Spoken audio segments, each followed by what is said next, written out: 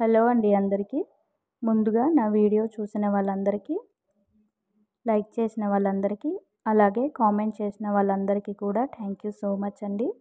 ఈరోజు కార్తీక పౌర్ణమి సందర్భంగా పొద్దున్నే లేచి ఇలా తులసి కోట ముందు పూజ చేసుకున్నానండి. నాకు తెలిసినట్టు ఉసిరికాయ దీపాలు వెలిగించుకొని చిన్నగా పిండితో గణపతి చేసుకున్న బియ్యం పిండితో, అలాగే బియ్యం పిండితోనే ప్రమిదలు కూడా చేసుకొని ఇలా వెలిగించుకున్నాను.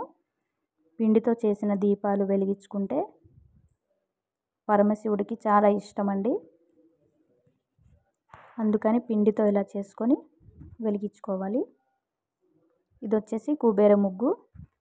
ఇది చాలా మంచిది. కుబేర ముగ్గు ఇంట్లో వేసుకున్నా సరే, ఎక్కడ వేసుకున్నా సరే తొక్కని చోటు వేసుకోవాలి. కాళ్ళతో అస్సలు తొక్కొద్దు.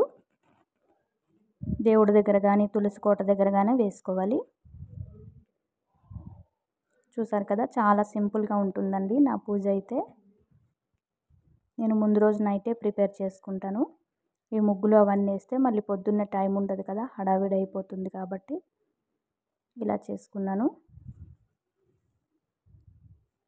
మా పాప అయితే అక్షంతలు వేస్తుంది.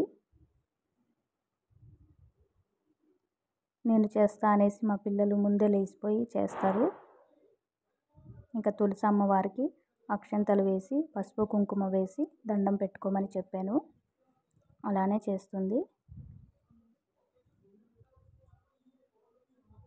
చూసారు కదా, కుబేర ముగ్గు చిన్న బుజ్జి గణపతి పిండితో చేసుకుంది. మనం ఏ పూజ చేసుకున్నా సరే ముందుగా గణపతిని పూజించాలి కాబట్టి బియ్యం పిండితో గణపతిని చేసుకున్న, పసుపు ముద్దతో కూడా చేసుకోవచ్చు.